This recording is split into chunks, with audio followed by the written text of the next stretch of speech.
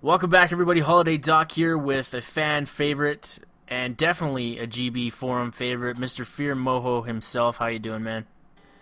How you doing, Holiday Doc? Not too bad now. You're probably pretty tired. It's really long events. I seen the Twitter posts and Twitter pics. Yeah, man, we definitely went out there and had a good time. That's for sure. Now, a lot of teams and a lot of players are all kind of wondering what shook the Team FeaR Foundation and threw you guys off so early in this competition. We had a lot of internal problems going in, not just to this event, but through the online qualifier. We had to make moves with certain players, and we thought we were set with who we were picking up, and sponsor told us, you know what?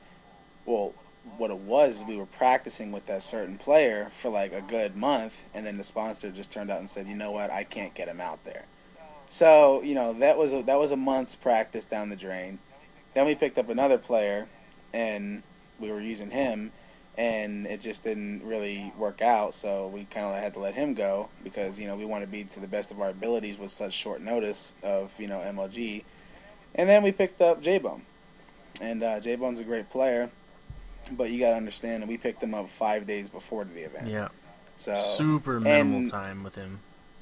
yeah, it's super minimal time, and not even minimal time isn't even like the word. Like that's like giving it a compliment because we were dealing with internal issues like sponsors and such and just getting everything paid for. Everything was just unorganized. This event didn't really go our way, but, we're just looking to bounce back for Columbus. We're putting this behind us. We made pro status, and, that's pretty much what we wanted to do anyway. So we're just looking to bounce back. It's definitely a step in the right direction. Pro status, great starting point. You guys got your feet wet in the Call of Duty Black Ops circuit, but obviously he didn't plan on getting knocked out so soon. And I want to ask you about Ground Zero. How did that game kind of pan out? And were you guys like underestimating them? Did it like just throw you off guard, or was it just just players and skill just didn't add up at the time? Well, they're a great team. Don't get me wrong. They knocked out us. They knocked out Obey, 3-0, 3-0 both. And they're a great team. I don't think we underestimated them. They won fair and square. They played better than we did. But on that note, they were also more prepared than we were. They were playing, more than we were. We were fourth seed, so we came in around winner's bracket, round 4. That's when we actually came in and played. It was in the morning. We really didn't have time to warm up at all because the referees really wouldn't give us time to get on the station unless our names were called to it. So we went in there. We were a little bit rusty at first. We started to pick our game up, but they just, they outplayed us, man. So they did their thing. And I did a little bit of research into that team. They had been playing with their straight four for almost 4 months straight. So when you're up against a team that has solidified their team chemistry, their strategies, their routes, their play skills, everything is chained together. It's definitely an uphill battle, but I was rooting for you guys like nonstop. A lot of people ask me who I'm going with, and I kind of related it to like my favorite hockey team. Obviously I got personal favorites, and I'm a little bit biased, so I rooted for you guys the whole way through. And the stream sucked. We all know that. And right when you guys were supposed to be on the stream went down. So I wasn't even able to catch a glimpse of how the video or how the play actually went down. And it was a definite shame. And then what we did catch was them interviewing the Ground Zero guy later on. And right there I was like, man, what the fuck? Yeah. So I don't know. I talked to Envious. Mr. Hastro came on last Sunday night there, and Saturday night, and we had a bit of a phone call. And he said it was a battle between your guys' team as well, and he really didn't expect to play against you guys so soon in the competition, and especially didn't plan on seeing you guys in the losers bracket. And he had some nice compliments for you guys. How was it playing against Envious? I think, Envious is they're a great team, people doubt Hastro, but Hastro is one of the greater players out there, and going against them, it's always Call of Duty, like those are the two teams, those are the household names of Call of Duty, and to see those two teams go up against each other, it's always good.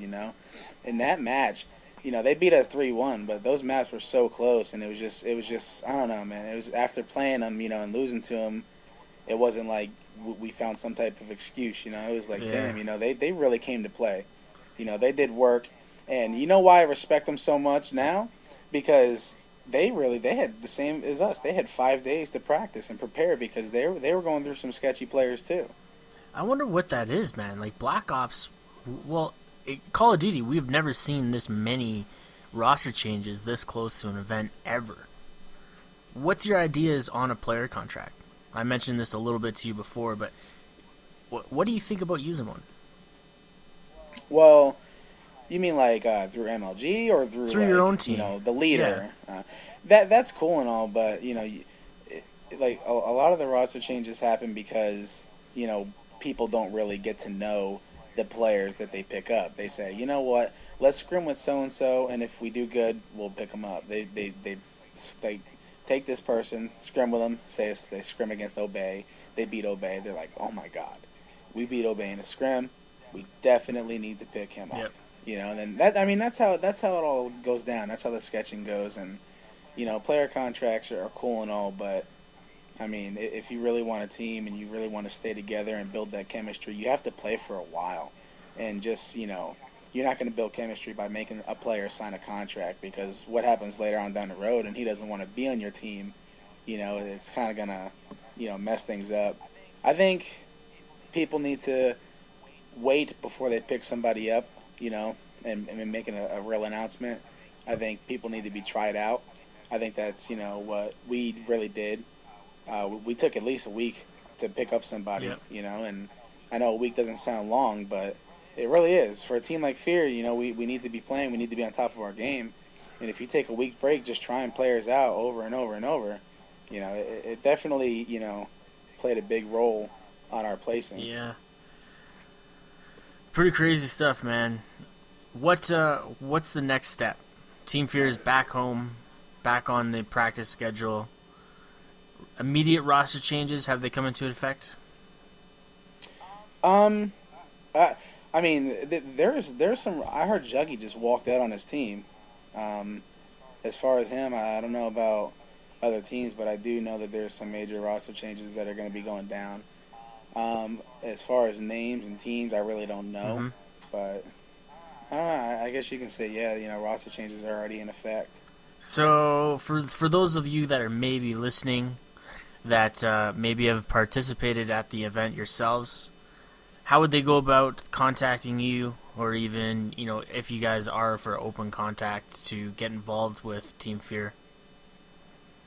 Well, right now we're not really like Mm-hmm. recruiting for a competitive team, but I have a team on the side that just whenever my team's not on, I get on. I like to play, because this game's not like Call of Duty 4 where you can just invite people and run customs. Nobody does that no more. So I decided to make a team, or not make a team, but I decided to put people on the Team FeaR roster just to play with them. Get to know them a little bit. Give back to the community. And if you guys are really interested in that, follow me on Twitter. It's just at FeaR Moho, and I always play with people. And if I play with you in pubs or just scrims or anything like that, and I think you have talent, I'll be more than happy to put you on our GB team, and you guys can play with us and really get a feel for the competitive scene. And with that being said, you can definitely it'll improve your chances on finding a better team and more stable team. Definitely. A lot of people don't appreciate how much that can help them out, but it really does. Last kind of big topic of the conversation, coaches. Now, Halo, you really don't see a team without a coach. What is it about Black Ops and the Call of Duty series in general that you really don't see that solidified coach, the man behind the team type of deal? I think like like the people in the COD scene, they're really great people. Most of them are, and it's a really big community. But I don't think they take the competitive scene as serious as the Halo crowd does. Because the Halo crowd's been doing this MLG stuff since for a while now. I don't even know when they started, but it was back, somewhere around, 2004, 2005, or 2006, something like that. Mm-hmm. And I think, if you give, if Black Ops is successful and, the next Call of Duty goes on circuit and it just stays on the circuit for at least a year, people are going to start getting real serious about it, and they're going to want to be coaching teams. And if you got to understand, like, people switch teams like nonstop also. So it's kind of like me as if I'm not who I am and I want to coach somebody, I'm going to want to coach a team that's together. Yeah, for sure. If Halo players do switch teams, it's only one player. They don't just take a friend and like go sketch and play for a different team. So the coach is kind of like not wasting his time. So I don't know. I guess you can get what I'm saying when it comes to that. I don't know. I really don't know. What do you? I think. I do think like the COD scene is a little bit younger too. I think everybody's 15, 16, and 17, and I don't really think they're mature enough to want to sit back and listen to a coach. Maybe they think it's like kind of annoying too. So you never know. What do you think about Optic picking Fizz up as their coach? How do you think that? Do you think that's beneficial for them as well? Did it influence their kind of their victory, their third place? Oh yeah, man. I mean, Fizz is definitely like he's one of the better commentators out there, and he knows what the hell he's talking about. And just to have somebody of his caliber sitting behind you, it's always you have an extra pair of eyes looking at your screen, maybe calling something out that you don't see, or maybe something that your teammates are looking at that you can't see. And he's going to be able to tell you straight up. And I think he'll be able to calm you down too if you're not really playing too well and you're getting upset. So I think like that could have helped Optic out too. Definitely curious to see how that kind of evolves into Columbus, and how all these other teams are really kind of developing. Resistance coming out of nowhere. I really didn't pay much attention. I kind of wrote them off early in the qualifiers. I think that was definitely a mistake on my part. But did you manage to get any games in with Resistance at all? We actually scrimmed Resistance the first day, and we were doing really good against them. And so we were pretty confident. They're a really good team. A lot of people were telling me that they had an easy bracket. So I think a lot of the reason why Resistance made it as far as they did is because of an easy bracket. But then you also got to understand Resistance did beat LVG, and LVG is the favorite team to go into this event. Yeah. So I mean, they definitely proved their stripes. But I think a lot of the other teams like Obey, us, Envy, we all had a harder bracket, so it was kind of like harder to get where they got. Yeah, I was really surprised at all the big name teams dropping into the losers bracket so damn quick. Yeah, it was hectic. It was. I couldn't imagine. Too bad I wasn't there. But hopefully Columbus will be able to go grab some beers or something. Yeah, definitely, man, definitely. But we are wrapping up on the 13-minute mark, and I really want to appreciate your time coming onto the show here and doing what you do best. I have nothing but faith in Team FeaR and the franchise going strong, going hard for next event, and I hope to see you there. Thanks for coming on, man. Yeah, thanks.